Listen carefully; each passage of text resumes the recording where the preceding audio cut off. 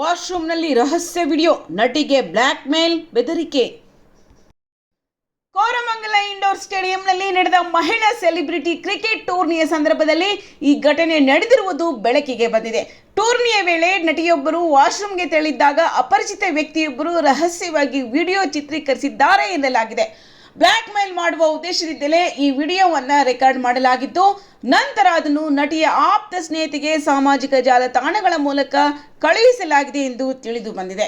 ವಿಡಿಯೋವನ್ನು ವೈರಲ್ ಮಾಡುವುದಾಗಿ ಬೆದರಿಕೆ ಹಾಕಿ ಅದನ್ನು ತಡೆಯಲು ಹಣ ನೀಡುವಂತೆ ಆರೋಪಿಯು ಒತ್ತಡ ಹೇರಿದ್ದಾನೆ ಎನ್ನಲಾಗಿದೆ.